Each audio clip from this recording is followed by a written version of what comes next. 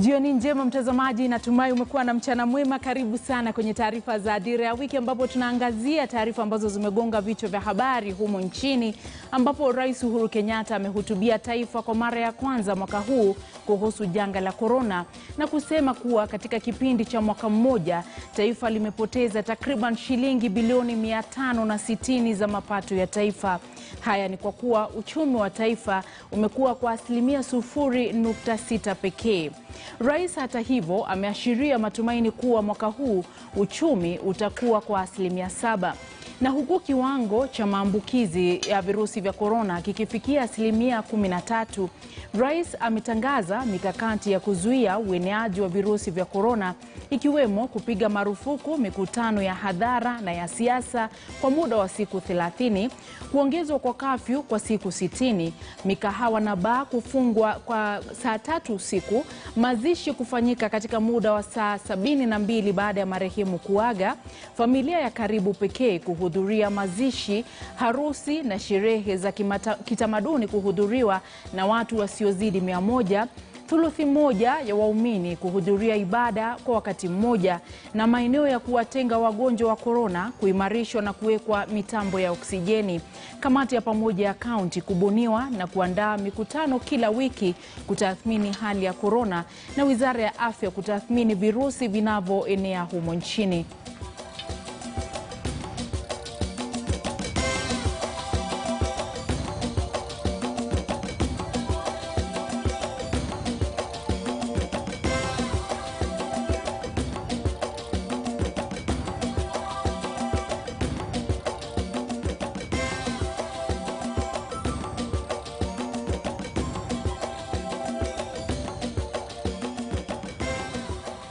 Na mtazamaji, ndio mikakati ambayo imetangazwa na Rais Uhuru Kenyatta hii leo. Tutakuwa tukimsikiza muda usio kwa mrefu kuambatana na hotuba ambayo ameitoa hii leo, lakini pia tunakushirikisha mtandaoni tukikuuliza, je, unaunga mkono mikakati ambayo imetangazwa na serikali ya kudhibiti ueneaji wa virusi vya corona? Je, unaunga mkono mikakati ambayo imetangazwa na serikali ya kudhibiti ueneaji wa virusi vya corona humo nchini?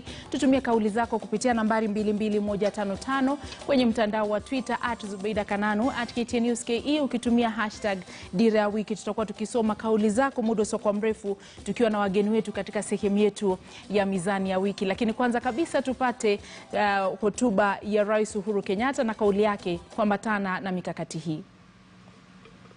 Cognizant that the propagation of the coronavirus within our borders has been fueled by political gatherings and large social gatherings, today I direct that all forms of political gathering be and are hereby prohibited for a period of 30 days, effective midnight on this 12th of March, 2021. That the escalation or de-escalation of the containment measures in regard to the prohibition of political gatherings and social gatherings, dependent on whether the national endeavor to break the chain of transmission will have been achieved. So if we do not achieve it, we shall extend it. Number 3, to secure the implementation of the order on public gatherings and public ceremonies, I hereby further direct the National Government Administration officers, jointly with the National Police Service and county government enforcement officers, to strictly enforce this public order, regardless of the social status, political status of conveners of such political gatherings or social gatherings. Mtazamaji, tutakuwa tukilijadili swala hili muda usio kwa mrefu. Wewe binafsi unaunga mkono mikakati ambayo imetangazwa na serikali ya kudhibiti ueneaji wa virusi vya corona? Endelea kututumia kauli hizo, tutazijadili muda usio kwa mrefu. Shirika la kutetea haki za binadamu la Haki Afrika limehimiza wabunge wote na wawakilishi wadi kwenda kwenye karantini. Hii ni kutokana na ongezeko la visa vya maambukizi ya corona, huku kiwango cha maambukizi nchini kikiwa asilimia 14. Kama shirika la Haki Afrika, kwanza kabisa tunataka kutuma risala zetu kwa aliyekuwa waziri mkuu na tunamwombea afueni, aweze kupata nafuu, aweze kupoa na arudi katika maisha yake. Tunataka kumpongeza kwa kutangaza hali yake, ili wale ambao waliweza kutangamana na yeye na wao pia waweze kuchukua tahadhari, kwa sababu haya maradhi yanasambaa kwa njia ambayo ni ya haraka sana hapa nchini kwetu. Pili, kama shirika la Haki Afrika, katika hotuba ya rais ambayo inatarajiwa leo hii, tunataka kumuomba na kumsihi aweze kuwataka tume ya uchaguzi pamoja na wizara ya afya iweze kuangalia haja na uwezekano wa kuahirisha uchaguzi wa 2022. Hii ni kwa sababu tumeona mikutano ya kisiasa na wanasiasa wanaendelea kusambaza maradhi haya katika nchi hii yetu, na hili ni swala ambalo linatutia wasiwasi mkubwa.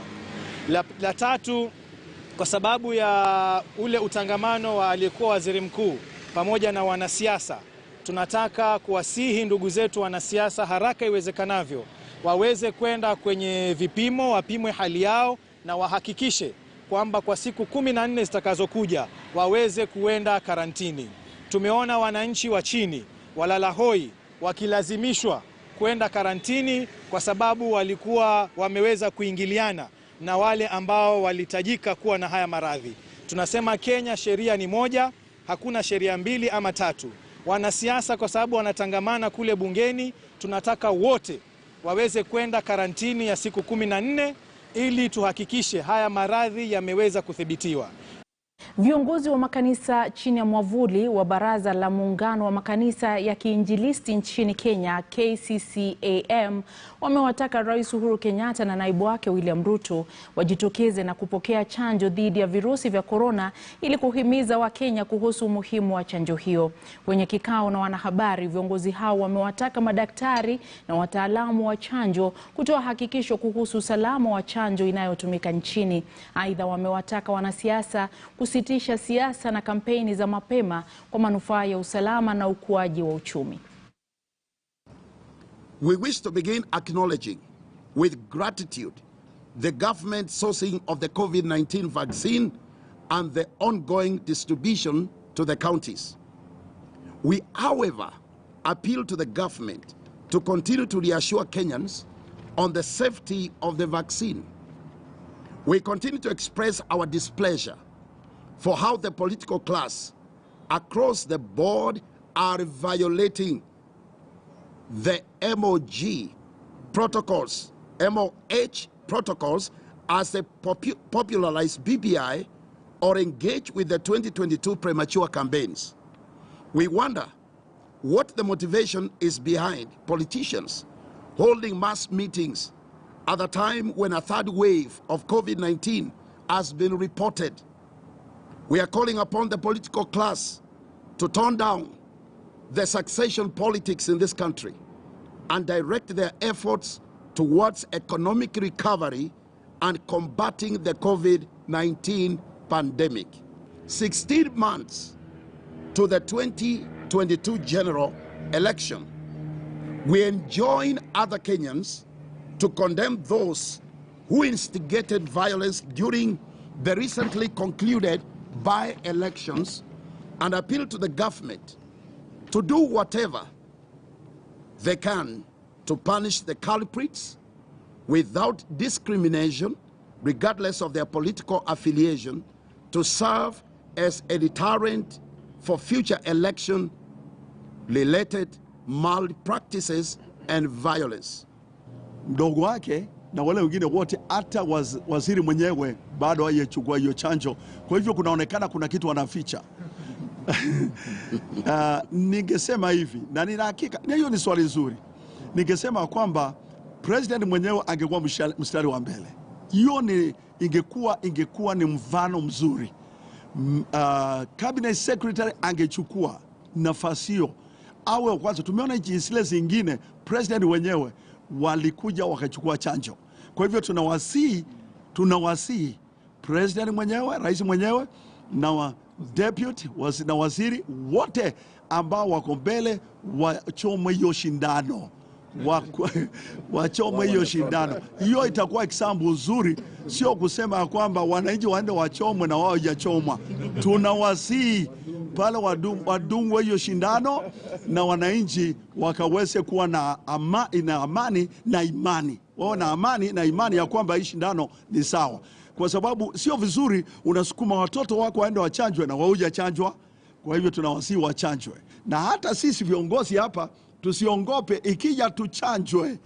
Kwa sababu kama tunajua ni nzuri. Na hii ndio sababu nikasema hivi. Kwa nini madaktari zetu hawaja kuja kusimama mbele waseme ya kwamba hii ni nzuri ama ni mbaya? Kwa sababu tunapata habari sote kutoka ng'ambo, tunaona kwamba hii chanjo ambayo inafanywa sasa, kama jana inji kama 6 ziliikataa. Na sisi hapa tunaendelea kuchanjwa. Kwa hivyo tunawasihi madaktari waje mbele watuambie ni nzuri ama sio nzuri. Na ugaidi na itikadi kali, chama cha wazazi kinashirikiana na shirika la kitaifa linalodhibiti ugaidi NCTC kutekeleza mkakati huo hususan katika taasisi za elimu nchini. NCTC ilizindua pia kitabu pamoja na Wizara ya Elimu ambacho kitatumiwa na wazazi ili kuwalea watoto wao wanapokuwa shuleni. Wadau hao walikutana mjini Machakos, wazazi wakiwakilishwa na Nicholas Mayo na naibu mkurugenzi wa NCTC Joseph Opondo. In the fight against terrorism, violent extremism and radicalization, we have realized that the terrorists, the violent extremists and the radicalizers have targeted mainly our youth in the learning institutions.